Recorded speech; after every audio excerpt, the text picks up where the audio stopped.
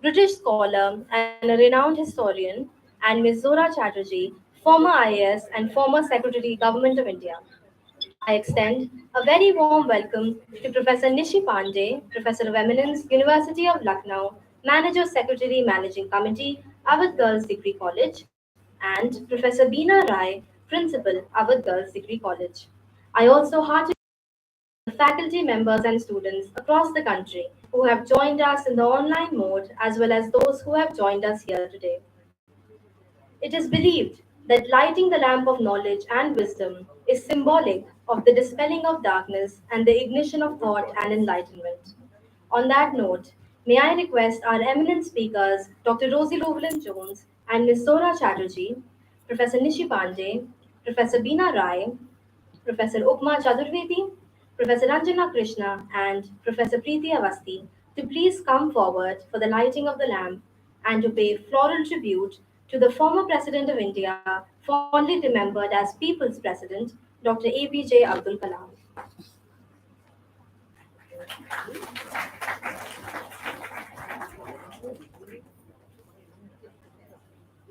या कुन्देन्दु तुषारहार धवला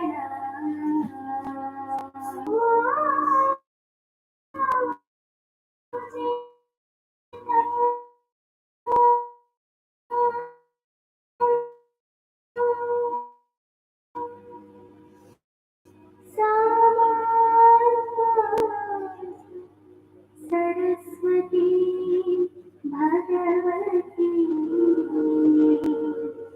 विशेषाचार्या I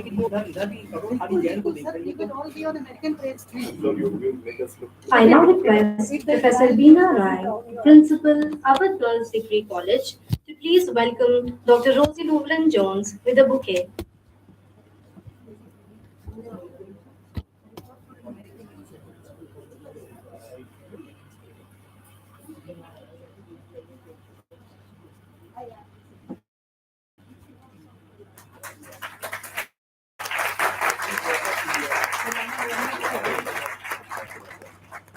Thank you, ma'am. I request Professor Nishi Pandey to please present Dr. Jones with a shawl.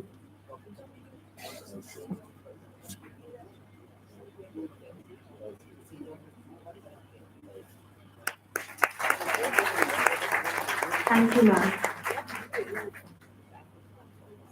I request Professor Ranjana Krishna, IQAC Coordinator, Avadh Girls Degree College, to please present Dr. Jones with a token of appreciation.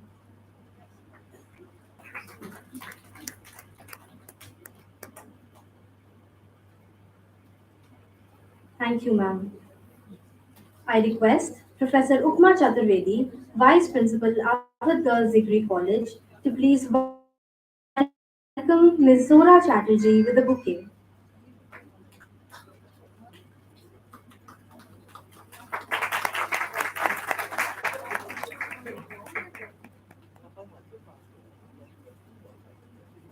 Thank you, ma'am. I request Professor Preeti Avasthi, IQAC Co-Coordinator, Avadh Girls Degree College, to please present Ms. Chatterjee with a token of appreciation.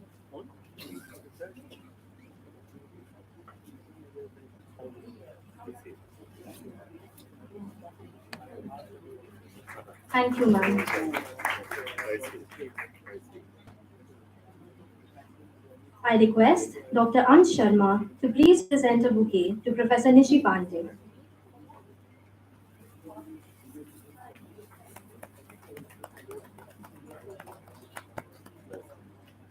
Thank you, ma'am. I request Dr. Devanshi Bhatnagar to please present a bouquet to Professor Beena Rai.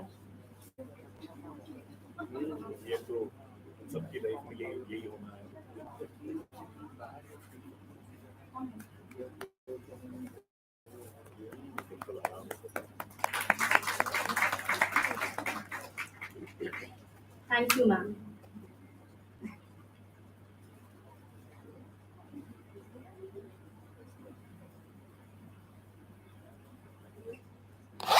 I now request Professor Nishi Pandey to please come up on stage and introduce our speakers for today's informative interface, Dr. Rosie Roblin Jones and Ms. Zohra Chatterjee.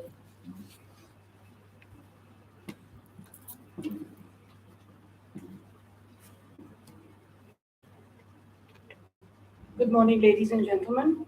It's such a privilege and honor for us to have amongst us Dr. Rosie Llewellyn Jones today on the occasion of what we call International Student Day. Is that it?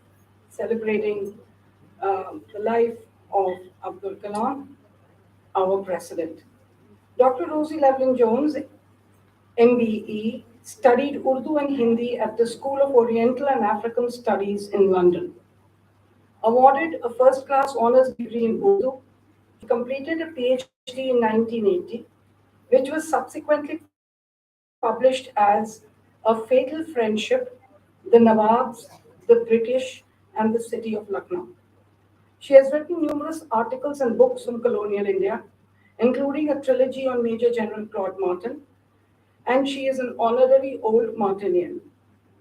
Her book in the HarperCollins India series on India's historic battles, Lucknow 1857, was published last year. And a new book, Empire Building, The Construction of British India 1690 to 1860, is an unbiased look at the physical and other changes wrought by the East India Company. She is a member of the History Reclaimed group of scholars. Rosie lectures extensively in Britain and abroad. She was awarded an MBE in 215 for services to BACSA and British India Studies. She was archivist at the Royal Society for Asian Affairs until 2021 and is currently a council member of the Royal Asiatic Society. She has visited India frequently, leading groups for major British based tour companies, including Martin Randall and Indus Experiences. She lives in London with her two cats called Havelock and Lawrence. I was very privileged and honored when I was organizing the All India English Teachers Conference some 30 years back at the University of Lucknow. And we had a session, one of our first delivered in Lucknow at the University of Lucknow Malviya Hall, where she and Ravi Kapoor talked about Avadh and Avadh culture. It is indeed an honor, ma'am, to have you back with us today and to have you at the Avadh Girls Degree College. Madam Zohra Chatterjee is also a member of the executive committee of the Avadh Girls Degree College. She belongs to Lucknow. She is an IAS officer of the UP cadre who retired as secretary to the Government of India. She has held many important positions in the state and central government and was awarded the Prime Minister's Award for Excellence in Public Administration for the statewide implementation of Lokvani, the first electronic grievance redressal system of its time. She also launched e-Suvidha in Lucknow. Most significantly, she is pursuing a PhD on Avadh. She is also a member of the AGDC Managing Committee. I welcome both of you and invite you so that we can begin the session.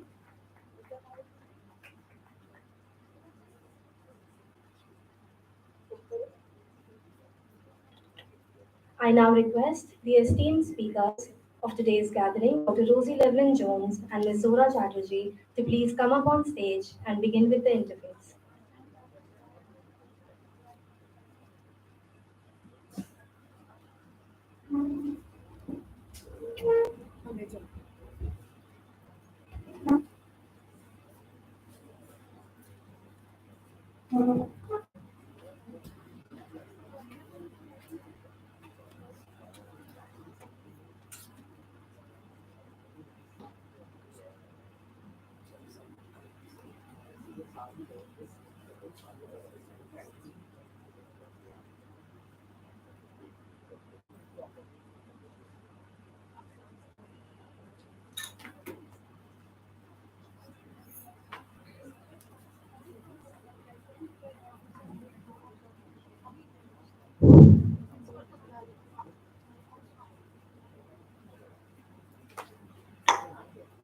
May I request Principal Professor Peena Rai to present flowers to Professor Noor Khan.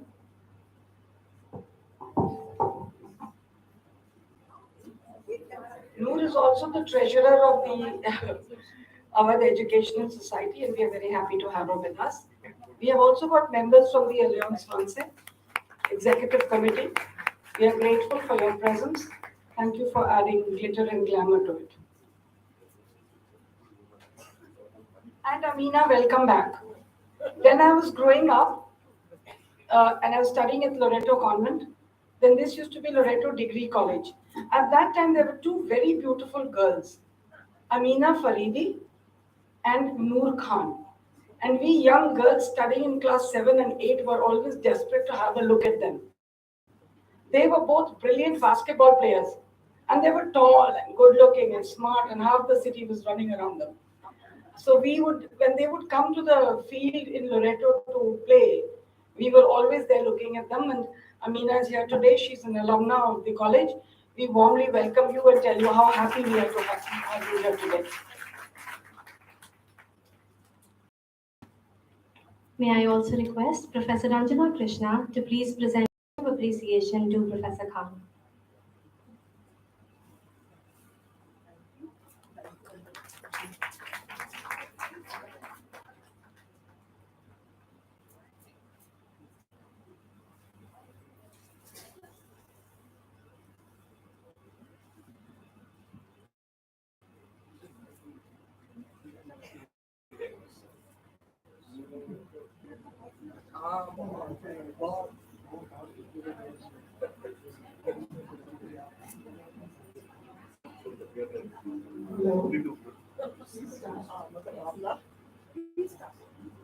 Okay.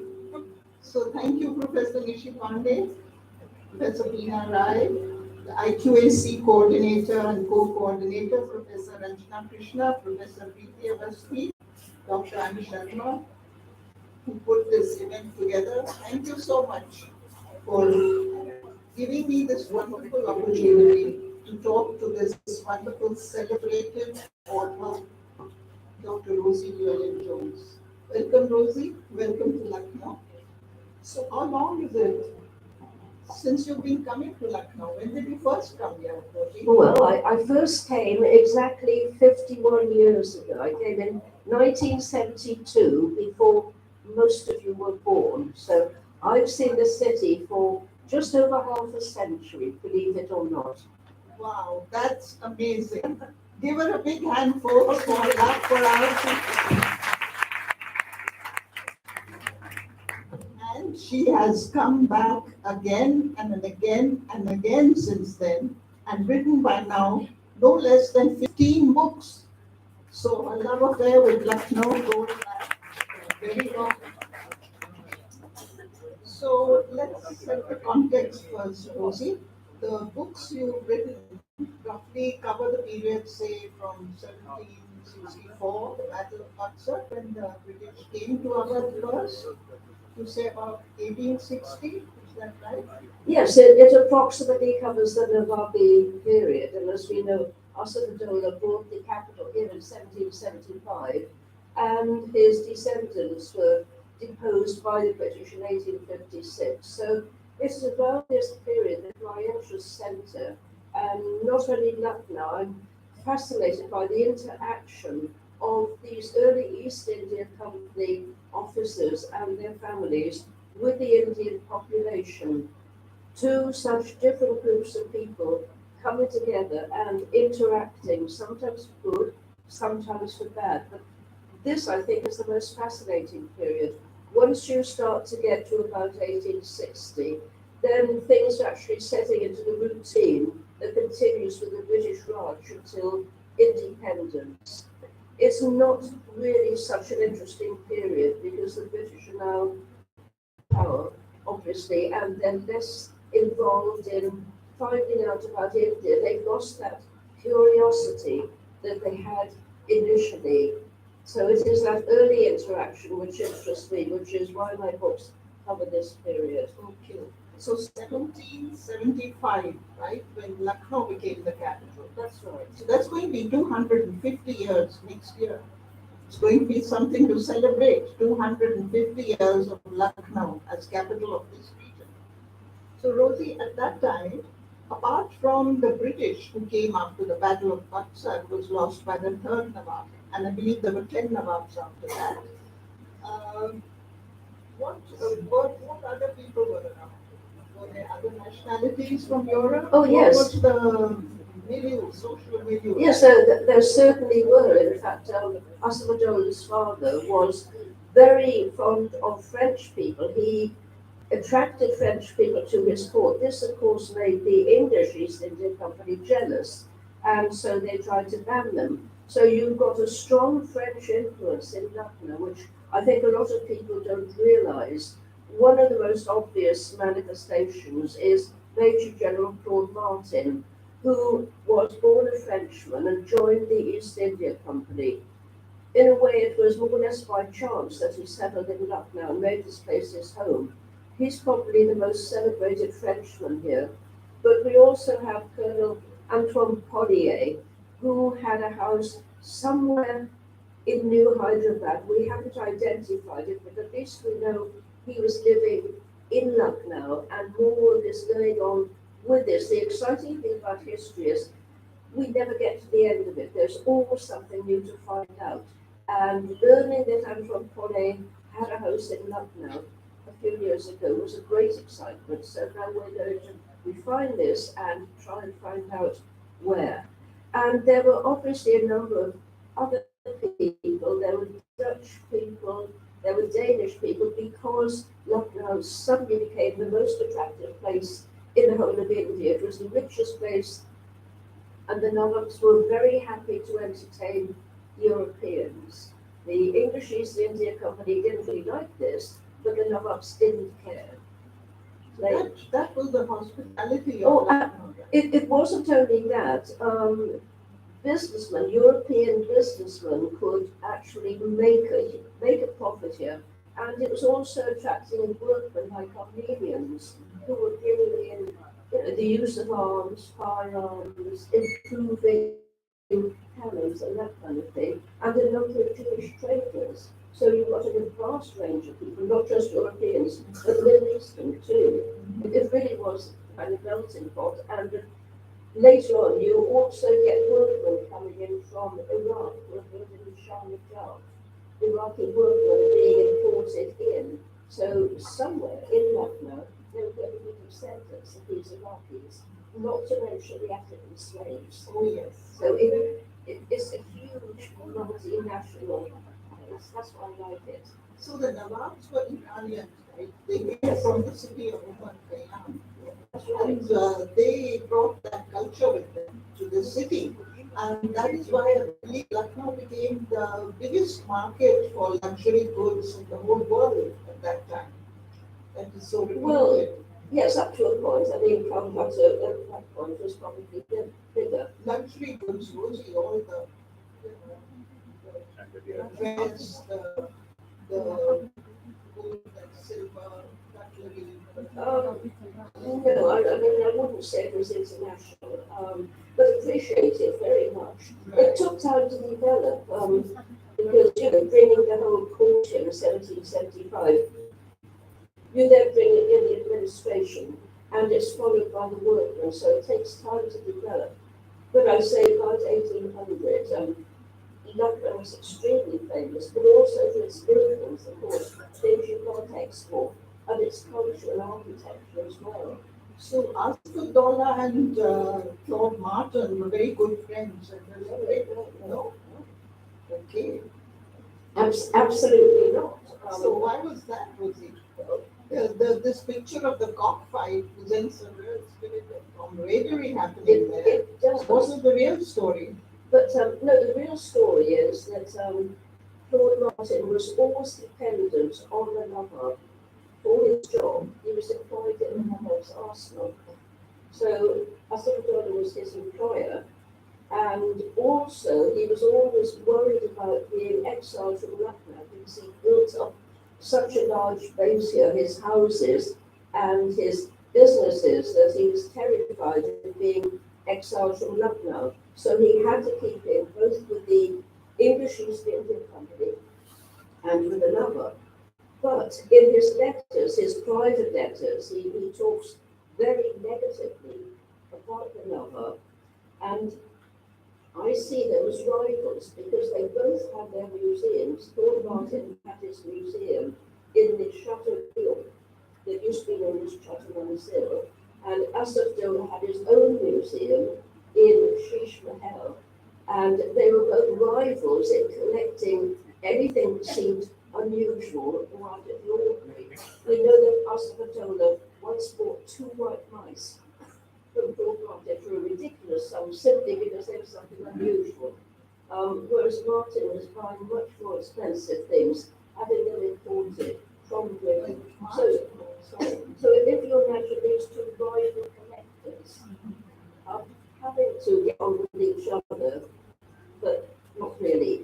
But Martin, I believe, made a gold mine out of Asfadola by selling him stuff, which was really, nothing very miracle for his sons. Oh, that's And right. raised that money and charging him interest. Yeah, yes, yes, he did. But on the other hand, you also have to remember that the lover was always hard up for money, and in fact, he took an enormous loan of 25 lakhs from Claude Martin, and Martin tried to get it back with the interest, and in the end, after a long court case, he had to settle for getting back the 25 lakhs, but without the interest.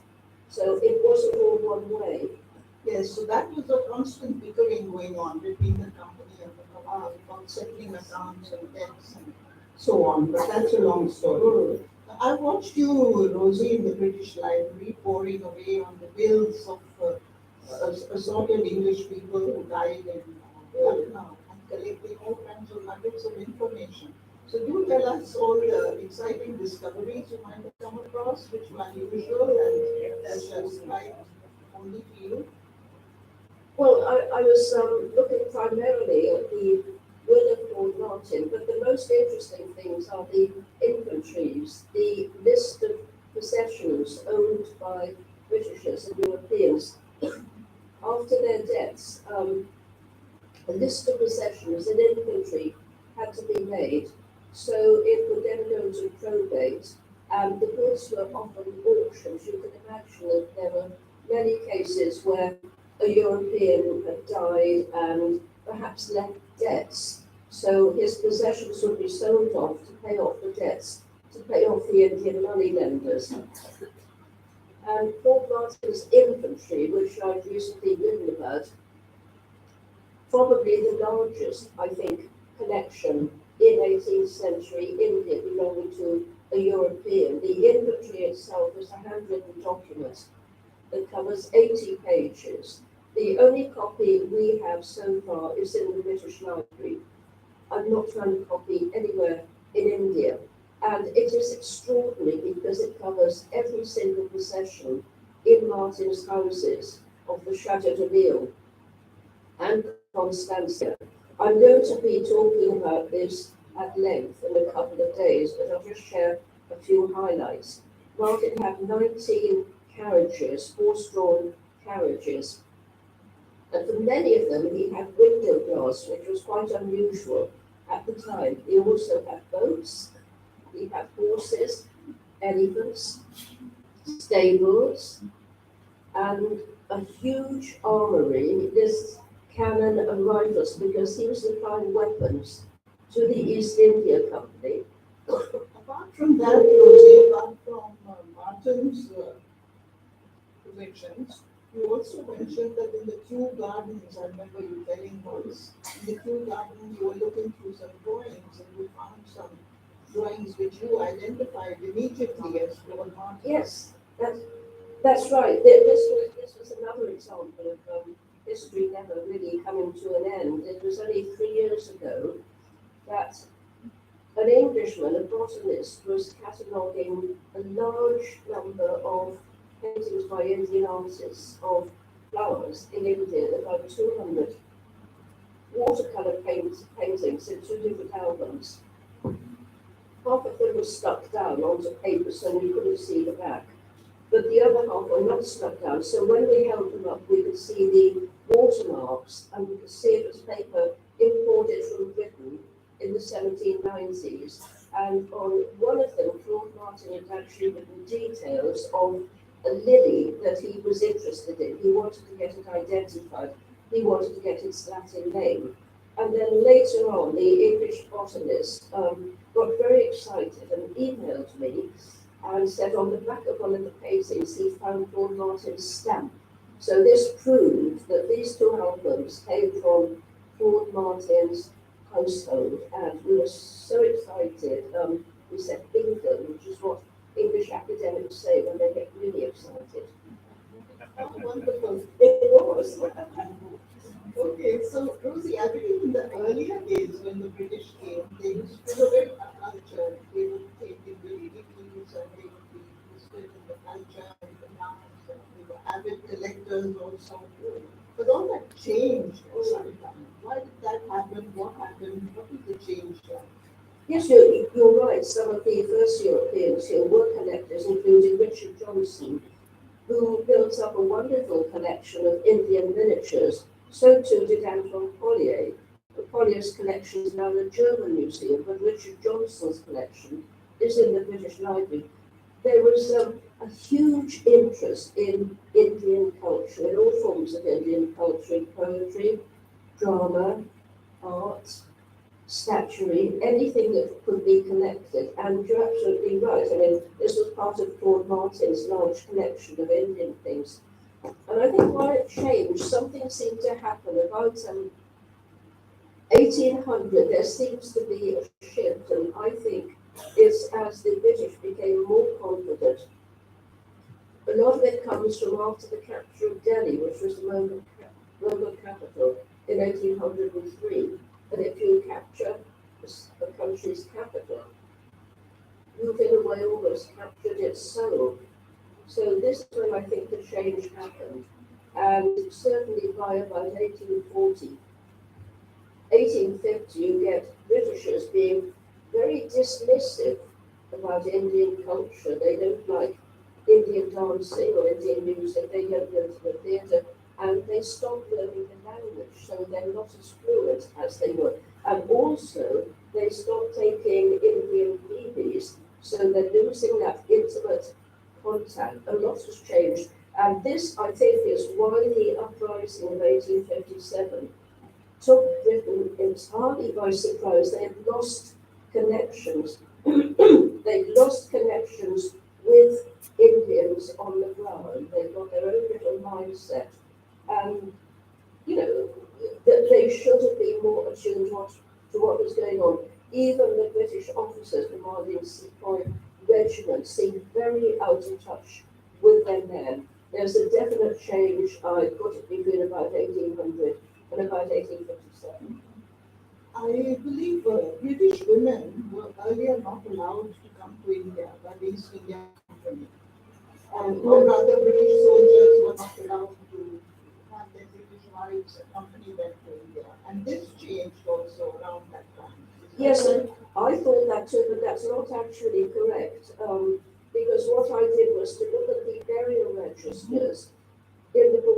Royal Cemetery in Kolkata, and to my surprise, I found a third of those listed as dead were British women, and some of them were women of officers and sergeants too. So it's a much greater number of British women than we thought.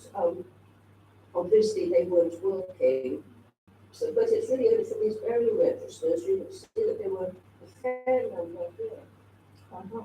But I believe they probably came in larger numbers. That's why you have books like the fishing fleet. They were known as the fishing No, I fleet. mean, we look, They were here to find husbands. And, yes, but we're looking at a very small proportion of British women. It was an upper class kind of thing to do. I don't think that's significant. I think the significant thing is we didn't realise how many British women were here, you know, much earlier on, and this really needs to be worked on.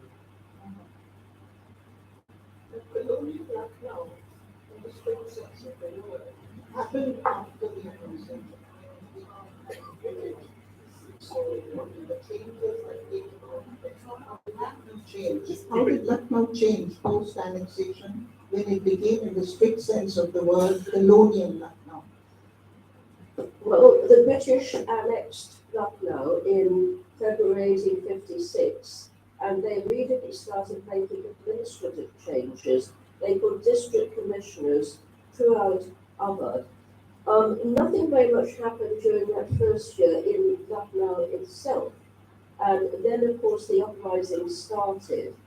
That was really quite devastating, and the British, once they recaptured Lucknow in March 1858, were determined that an uprising like that would never happen again.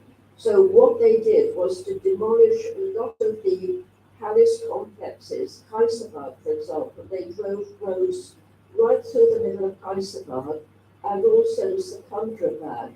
If you look at Secunderabad, one of the first things that struck me 50 years ago was how Secunderabad had been divided by a road going through the middle of it, and this was absolutely deliberate. You break up a palace complex, you break up its reasoning, its existence. It means that if anything happens, you can actually get your troops quickly along it. And also Victoria Road in the old city too. They're driving through those Mohammeds, the area they call Dead City, so that troops can be moved quickly if anything else happens. But also there was certainly an element of spite in it, there's no doubt about that. And the British themselves said, you know, some of the fiercest fighting was from Kaisabad, and we're going to demolish the whole thing. In the end, calmer voices prevailed in Delhi and said, no, you can't do that. But there's no doubt there's a huge element of spite in demolishing some of Lucknow's buildings, particularly the mosques. The idea was initially that Raja Ali Shah, they thought, would not go to Calcutta. They thought he would remain in Lucknow, and they were prepared to give him Kaisabad and the Dilkusha Palace. Of course, this didn't happen. But the women, there's women who stayed behind. The Begums were in the Chota Mansur, and they were just forcibly pushed out. They had to find their own accommodation. A huge number of changes. And in fact, the military engineer, Robert Napier, was put in charge of demolitions and building military roads. And of course, a major change was that the old British cantonment had been up at Marion, about 4 miles away from the city. So when problems happened in the cantonment, really they were too far away to do anything with the city. And this is why it was moved down to Dilkusha, much nearer, much more accessible. So a large number of physical changes. Wajid Ali Shah was labeled as a big divorce, and that was misgovernance. All this was supposed to be the major reason for the annexation.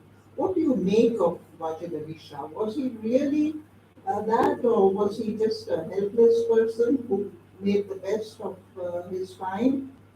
Um, I'd like to know your views on that. You've written a whole book, the last 3 months. I did, and in fact, it's just been translated into Bengali.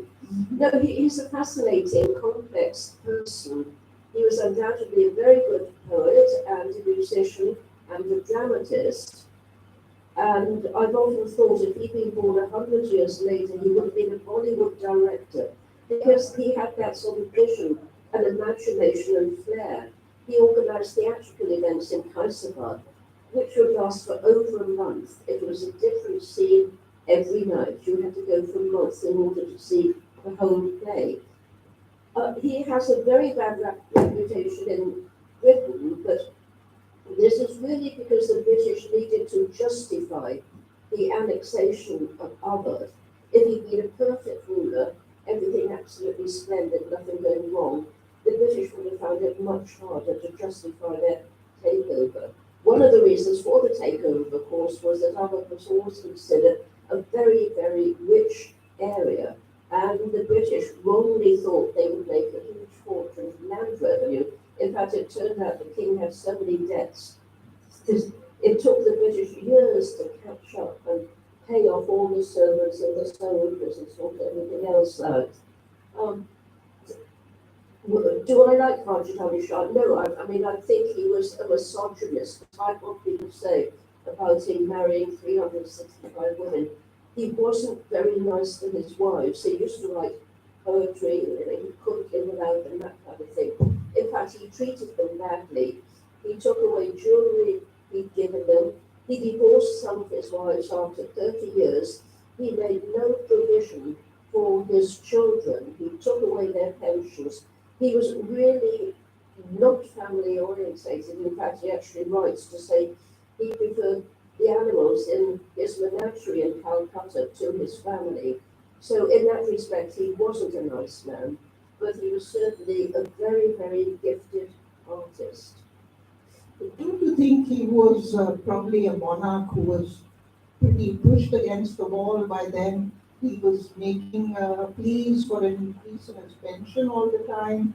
They were falling on deaf ears. Whereas he could see that the sons of Tipu Sultan who were there in Calcutta were being decorated with the Star of India. Their appeal for an increase in pension was increased. And I think you have recorded in your book about how he plaintively said, that they have shed your blood, etc., but still you are increasing their pension. Why not me? So he was always very plaintive and very hard pressed for money. Oh, Perhaps he this was always why wanted. he behaved as he behaved. Yes, I mean, he was extravagant from the word go. He was as extravagant as his ancestor, as they could go. And he just couldn't rein in things. If he saw anything, he had to have it. And in fact, after his death, and an inventory was being made of his possessions at Mattia Gorge, it was found he had beds with silver feet, not just silver tacked on, pure silver. I mean, how ridiculous. No wonder he had no money. And he was very jealous of the attention paid to Tipu Sultan's family. On the other hand, Tipu Sultan's family were very pro-British. There you are. So I believe his birthday was 30th July 1822. Yes. And that means he had 200 years of longevity last year. How was it celebrated in Kanpur, in Calcutta? Have you heard about that? Have you been invited to speak? No, I knew about it. In fact, I was in Calcutta last week and I met both the descendants of Badr Ali Shah from his first wife, Has Mahal, who are known as the official royal family, but I also met the descendants of Burgess Tucker, the son of Begum Hazrat Mahal. And so I was interested in meeting two rival branches of the family, if you like. Yes, both totally have been celebrated. And Roger Shah is common ancestor to both these branches. You mentioned Begum Hazrat Mahal. So was she an important wife of his, one of his favorite wives, or what was her status? Well, she was wife number 13, Uh-huh. so she wasn't a first choice, and she was also a muta wife, which means a kind of contract wife. And the divorced one as well, I believe. She was divorced later on, so she wasn't one of the four official wives. She was divorced in 1848 because Bajadari Shah's mother was a frightful snob. thought that Begum Husrat Mahal and some of the other wives came from a very low caste, which they did, there's no doubt about that. So the poor old Begum was left behind in Lucknow with her son Burgess Father when Wajid Ali Shah went off to Calcutta with his other wives and his mother. And she comes to prominence when the people rebelling against the British need a leader, a token leader, if you like. Wajid Ali Shah, the king, is gone. They need a figurehead for their own battle against the British, and they pick Burgess Cutter because several other sons were unsuitable. Wajid Ali Shah's first son was born disabled, so he wouldn't have done. So they went around to various pagans, and in the end, they selected Burgess Cutter. So Wajid Ali Shah's mother sailed to England, right, to plead for the kingdom because it was felt, not only by them, but rather the people of Avadh, that this was unjustly taken from them. And she could not get audience with Queen Victoria. No, she did get an audience. Initially she couldn't, but it was delayed so long. By then the mutiny broke out, Yes. and then there was really nothing to say because the mutiny had broken out. So why was this delayed so long? And could you tell us something about her visit? Yes, when the Queen Mother arrived in England with her son, her younger son, Sikandar Hajmat, and quite a number of servants, about 100 in all, there was huge publicity in the English newspapers because this was something quite unusual, an Indian woman in Perda coming to England. But the reason that her visit to Queen Victoria was delayed, she didn't understand that Queen Victoria had no authority over the British Parliament. It was not up to Queen Victoria to restore the Kingdom of Avadh. This had been a decision taken by Parliament and it could not be reversed. So she had absolutely no power. So at first there seemed no point in the Queen Mother meeting Queen Victoria. But then Queen Victoria, who was always very generous and sympathetic towards Indian people, requested a meeting with the Queen, and she was advised by her governors, the politicians, the MPs, not to do it, but she went ahead. And it was a very short meeting, as you said, by then the uprising had already broken out. It was very unsatisfactory. And I mean, sadly, on her way back to India, the Queen Mother died in Paris. She was not a well woman. So she died in Paris, and she's buried there in Père Lachaise Cemetery. Rosie, but if I mean, she was forwarding a petition to the monarch, and the monarch could very well have forwarded it to Parliament, and Parliament could have discussed and reviewed. So I would quite agree that there was no point in her making a petition to Queen Victoria. After all, Tipu Sons also made a petition to Queen Victoria, and they did get that one-time settlement. It would go through the bureaucratic channels, etc., but it would find its way to the decision. But perhaps it was not so kind on the part of the East India Company to deny her that audience. In fact, even the petition was dismissed in Parliament because they didn't write that word humbly. It was a technical ground because Yes. it was humbly presented. So it was dismissed. That's right, there was a petition on behalf of the Queen Mother and the royal family, and it was dismissed for a very frivolous reason. And there's no doubt that neither the British Parliament nor the East India Company were going to revisit that decision about the annexation of Avadh. Once it was done, it was irrevocable, it couldn't be changed. And Wajid Ali Shah Burman also was unable to meet the Governor General that week because he hadn't authorized the person who sought the appointment. He had not authorized it properly, so he wasn't allowed. So I think there was a lot of bureaucratic red tape tying up this whole thing and not allowing them to have a voice. No, absolutely. I mean, the British can be as good at bureaucracy as Indians, and that's saying something. You taught it, Rosie. No, there's no doubt. They put every obstacle in the way. As I said, once the decision had been made, it was not going to be reversed. One thing the British did do was to say that Wajid Ali Shah could retain the title of king, until the end of his life. So when the British are writing to him, telling him he's spending too much money again, they're starting off in the most polite way in sort of Persian inscriptions, because he insisted on being written to in Persian, and he's always addressed as the king. But on his death, this title did not pass down to his sons, so they're known as princes or mirzas.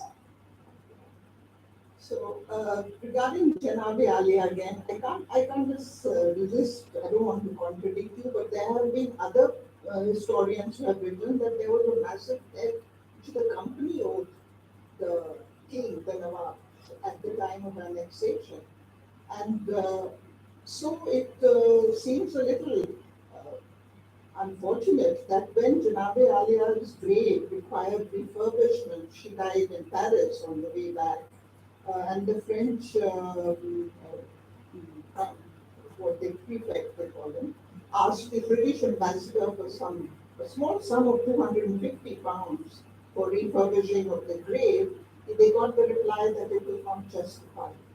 So that's being a little petty, and I would say not very nice. But don't comment if you don't have to. But it's a little unhappy. So it was, and you're right, that the Nawabs, the very wealthy Nawabs, had huge sums of money to the company. They actually financed the first Afghan war that the company undertook into Afghanistan, an enormous sum. And one of the reasons Wajid Ali Shah kept asking for his pension to be increased after he was in Madhya, which was, he said, well, the British never paid it any interest. We lent you all this money. We didn't get any interest on it. And he was absolutely right about that. But the thing about the grave is that the British said it was a family matter, and they actually asked Wajid Ali Shah if he would pay a small sum towards refurbishment, and he said no. He wasn't prepared to give any money at all. He was up against the wall, as you already Well, said. no, it wasn't only that. He deliberately said he didn't think it had anything to do with Okay, it. let's leave that. Now let's get to your book, Rosie. You have this lovely book which you just published by the and I'm not a few books. I mean, her energy is prodigious. She came out with 2 books last year, right? One of No, them, this one came out at the beginning of this year. this one now. I've seen last year.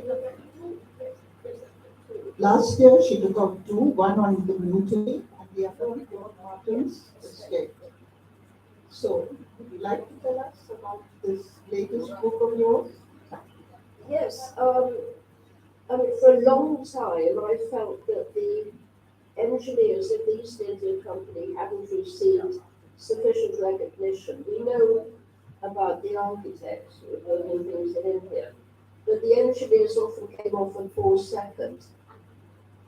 And they're involved not just in military exploits like building bridges when the British wanted to go forward, but all kinds of other things too, and they were often lent to Indian princes. It was in fact Bengal engineers who built the courtship Mansil and several other buildings here too. So I felt that they hadn't really been properly acknowledged.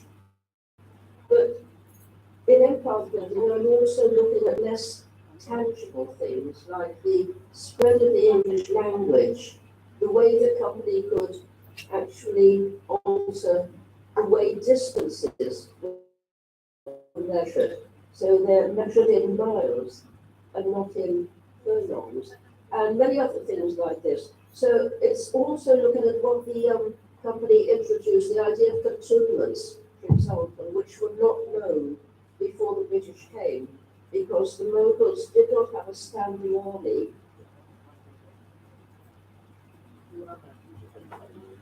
It was the British who first introduced the idea of having small permanent armies who obviously need accommodation. And it was the British who started the hill stations. Shimla was the first one, which was started in the 1830s. And its popularity was so great that other hill stations very quickly developed. And now they're some of the most popular spots for Indian tourists. So, at least 2 things you can mention to the company's fame. And also, of course, railways, communications, electric telegraphs. So, yes, that's what I said, yes. Yes, so there's quite a lot. So I'm not supporting the East Indian Company, but I'm not denigrating them. I'm not like William Dalrymple, who can only say negative things. There are two sides to this question. And although I think the East India Company did a lot that was wrong or seems wrong to us today, and we've got to be careful about retro-liberalism, they still did some good things. So this is what the book is trying to say. It's an impartial book. One last question, Rosie. What is it which drew you to Lucknow initially? And in 2003, you wrote the book Lucknow Then and Now. Now, if you were to ask, if I were to ask you Lucknow then and now, who became then, what would you have to say? Well, the problem with a place for such a long time is that over the years you lose friends. I've lost a lot of Lucknow friends. Ramadani and his wife, Salim Kidbai, those are just two. There are many others I could mention. So, in a way that makes me sad. Lucknow will not be the same for me any longer. I can't see those friends. I can't go past Ramadani's shop. When I came to Lucknow in the 70s, there was still quite a lot of the old city left, and there was nothing in the new city, nothing at all. In Gumti Nagar, it simply was that, the river and a few settlements.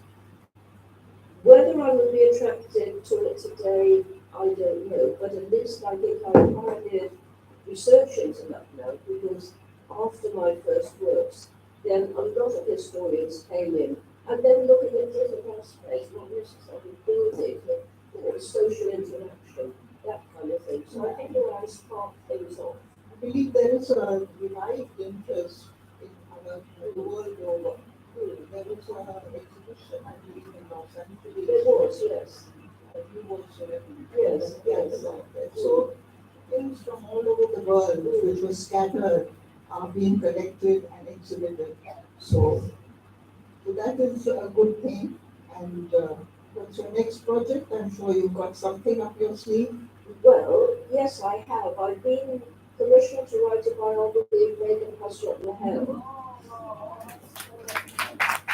Well, the problem is it's going to be much harder than writing about Rajnali Shah, because there's much less known about her, so it's going to be quite hard to gather material, but I will give it a go. And if anybody has any ideas, come and talk to me. I'm open to ideas. Thank you. Thank you so much, Rosie. Thank you.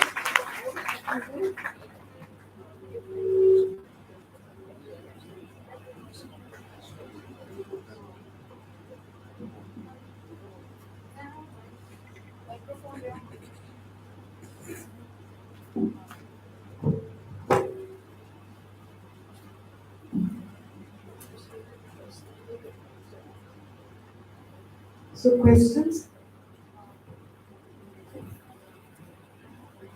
State your name and ask. Very proud to be here. My brother and I have virtually grown up on this stage. My mother was a very proud secretary of Lucknow Degree College when it was there, and when they knew what a secretary was. And batch of 1986, topper in geography, topper in English. Okay, Dr. Shireen Abbas. What I want to ask you, ma'am, because I'm researching this for a web series that I'm writing for my brother right now. Why has Kanpur never attracted you? The Bibia Ghar, the Sati Chora Ghat. I mean, I believe that's the turning point of the mutiny, which I prefer to call the first battle of Indian independence, if you may. Well, first of all, Kanpur is certainly not an attractive city like Lucknow. No saying about it, two words. And secondly, because there is a very, very good historian of Kanpur, Andrew Ward, who wrote the definitive book, Our Bones Are Scattered. And Andrew is a good friend of mine. I'm not going to compete with him.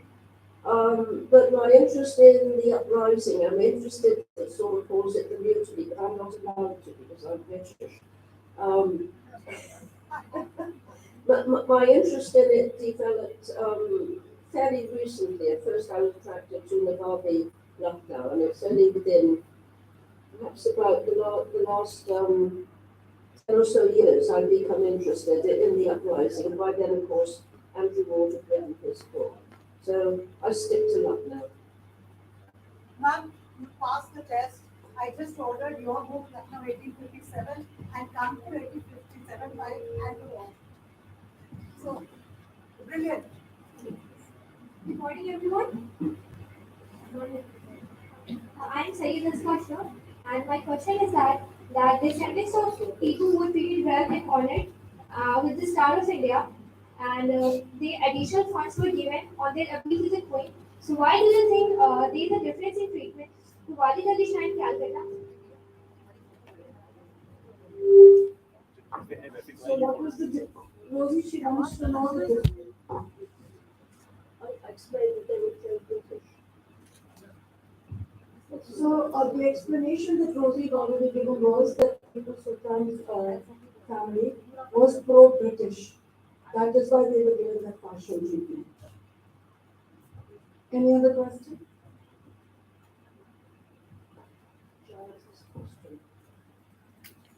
So, Rosie, within the country, I've seen in last few years there have been a revival interest of Lucknow's heritage. When I say heritage, it includes, the Bada Mambara complex, which has the world's largest mall without steel or wood, things like that. It has one of the world's largest labyrinth on the top of it, and this is one of the very few monuments which was built under a food for work program during the famine. There's a lot of interest there. Residency, if you look at, it has perhaps the best testimony of for the first war of independence. If you want to experience anywhere in the country, it's the residency. Claude Martin has his French heritage here. There's a lot of intangible things also. There are a lot of intangible things like Kathak dance, the food, whole lot of things last time going. So do you think there is a case for a UNESCO World Heritage listing for the old Lucknow city? I, you know, there is a case for that because there are cities like Ahmedabad, cities like Bombay, and even Jaipur. Jaipur has a lot of heritage, but Ahmedabad, for example, it's a UNESCO World Heritage city now, and Lucknow's heritage is far richer, far more expansive than Ahmedabad's. Do you think we along with the government, because it needs very exhaustive documentation? Do you think there's a case for that? That's what my question to you is. Yes, John, thank you very much indeed. I do indeed think there's a case for parts of Lucknow, particularly in the Imambara area, to be declared a World Heritage Site. And in fact, if you look at Samarkand in Uzbekistan, where I was a few years ago on a trip, the whole of that Rajasthan area is declared a World Heritage Site. So it doesn't have to be an enormous area, it can be a square complex of buildings. And I'd certainly include the Imambara among that. And if I could do anything to help, then I will, of course.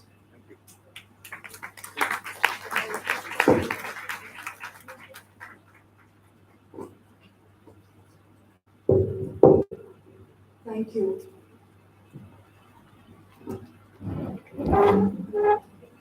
Thank you, esteemed speakers, for such an informative session.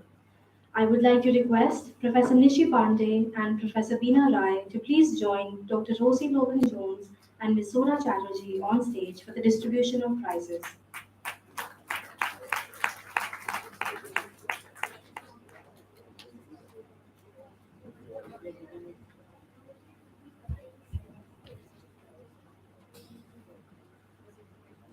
There were various events held on the 10th and 11th of October on the occasion of the World Students' Week organized by IQAC, Avadh Girls Degree College.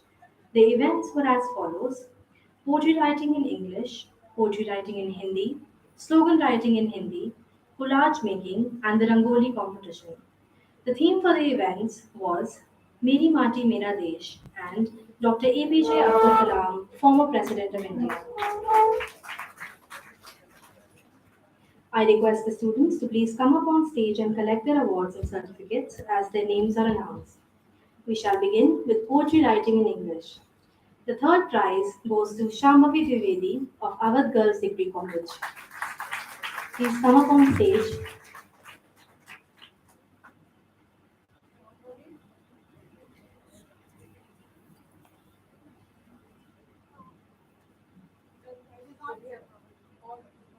We'll move on. The second prize goes to Kainat Fatima of Avadh Girls Degree College.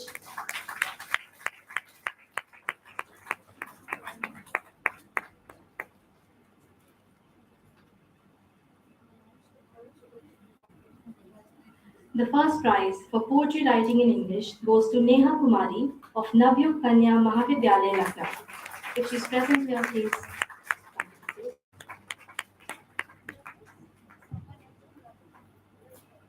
The person present from Navyug Kanya Vidyalaya can come.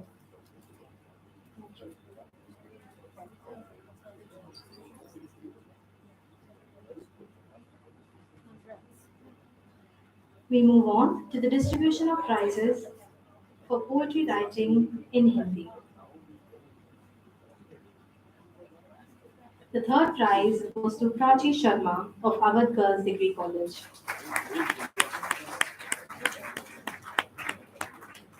The second prize goes to Archana Yadav of Avadh Girls Degree College.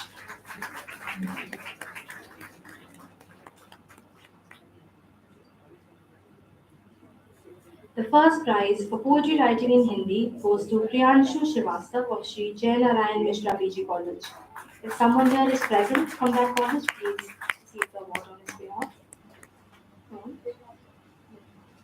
We move on to the distribution of prizes for slogan writing in Hindi. The third prize goes to Sara Khan of Avadh Girls Degree College.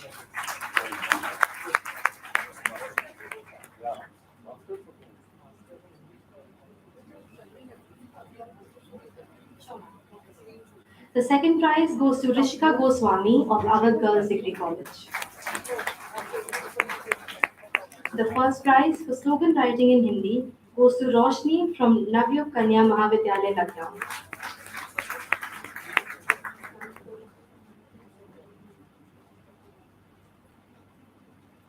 We move on to the distribution of prizes for collage making. The third prize goes to Rishika Goswami of Avadh Girls Degree College.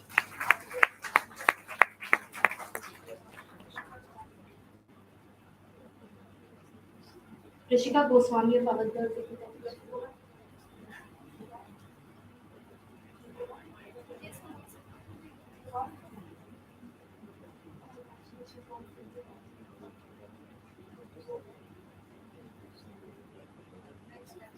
The second prize goes to Anushka Jain of Avadh Girls Degree College. The first prize for collage making goes to Sara Khan of Avadh Girls Degree College.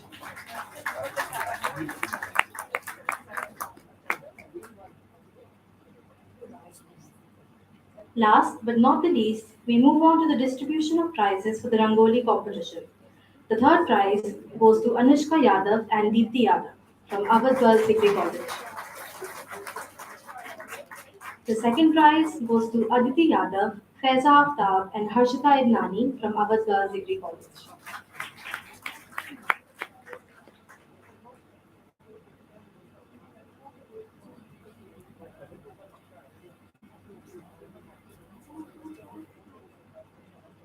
The first prize for the Rangoli competition goes to Supriya Gopal and Deepika Kumari from Navyug Kanya Mahavidyalaya, Lucknow.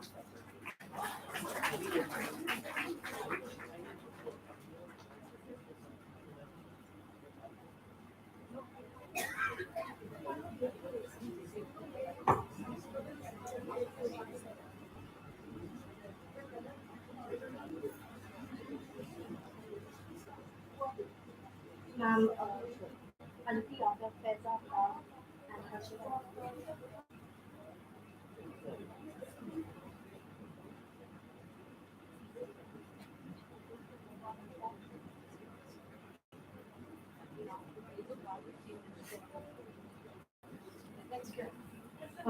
first prize, which goes to Supriya Gopal and Deepika Kumar.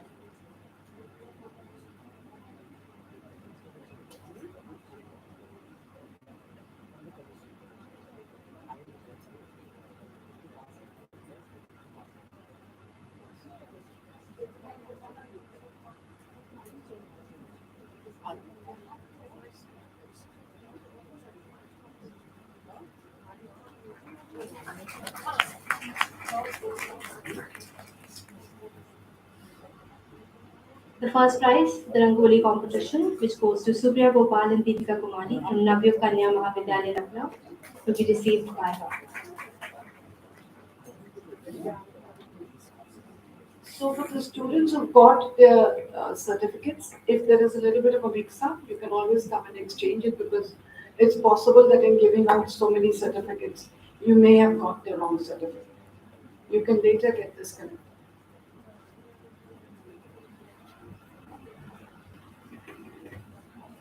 Congratulations to all the winners of the World Students' Week events.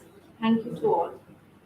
I request all the faculty members and participants from all the colleges present here to please come forward for a group photograph.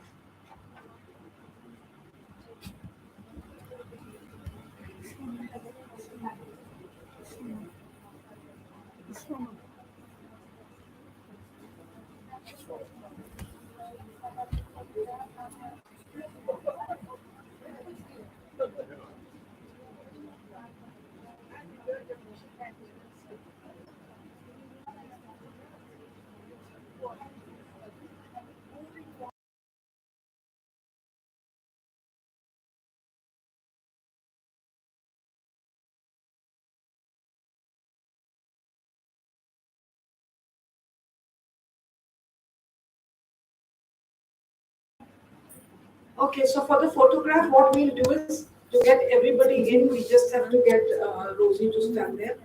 And so everybody comes in because the picture gets taken from here.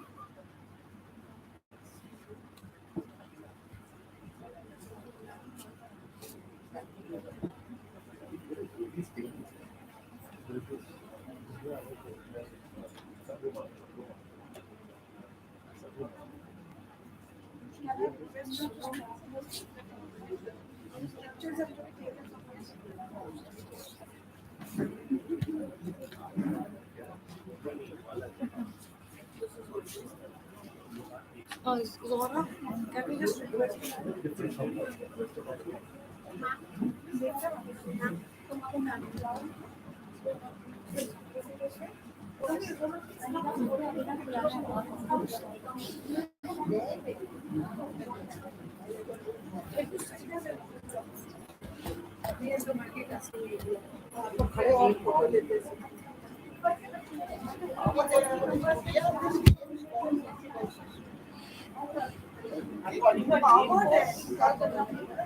Why don't all of you just come closer and stand so that the picture can be taken?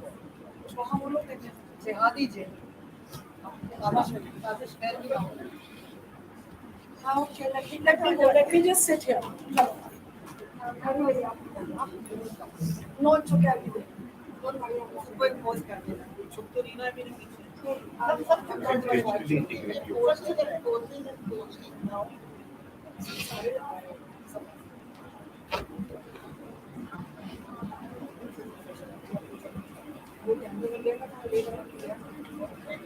Okay, now can I request the teachers to please sit till the students get back? Teachers, please sit. And request you to come.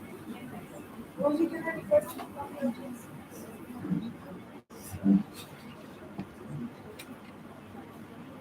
Yes, thank you so much for okay, now also let them go outside to the Largely fits and everything of the fruitly talks and railroad. But I should take your camera higher. I can see that. Along with it. Yeah, she knows it.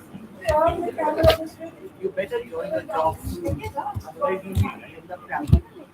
No, always they announced that the 15th will be. You will have to apply.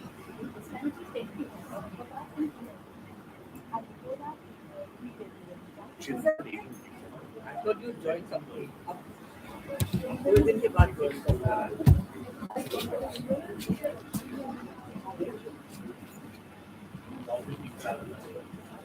I now invite Ms. Krishna Tripathi to deliver the formal vote of thanks.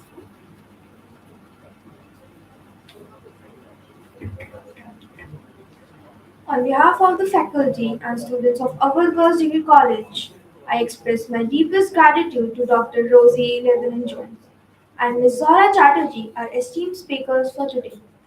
We are highly grateful for the wealth of knowledge and insights they have shared with us. It has been a captivating and thought-provoking session that has left us with a deeper understanding and appreciation of various aspects of colonial Lucknow. I express my gratitude to Professor Nishi Pandey, Manager Secretary, Managing Committee, Avadh Girls Degree College, Professor Beena Rai, Principal, Avadh Girls Degree College, and to the members of faculty for the utmost support and meticulous planning. I sincerely thank Professor Ranjana Krishna, Coordinator IQAC, and Professor Preeti Avasthi, Co-Coordinator IQAC and Dean of Students, for their guidance and constant support. I express my thanks to our esteemed guests, the faculty members, and students of participating colleges who have joined us online as well as the ones present here today. We are honored to have hosted such a remarkable gathering. A big thank you to the members of Student Council for the generous support that they have provided in the organization of this event. I would also like to acknowledge the efforts of the support staff for ensuring the flawless conduct of today's event. My sincere thanks to the media persons for covering the event. Furthermore, I thank the student body for being such a patient audience. I request everyone to stand for the national anthem.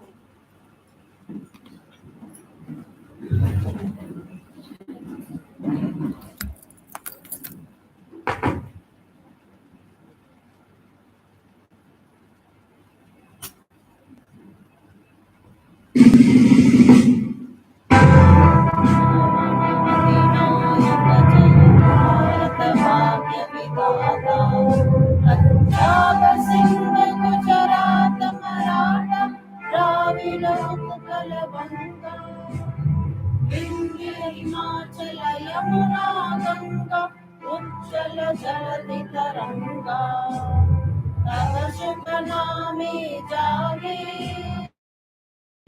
तव शुभ आशीष मांगे गावे सब जय गाथा जन गण मंगलदायक जय हे भारत भाग्य विधाता जय हे जय हे जय हे जय जय जय जय हे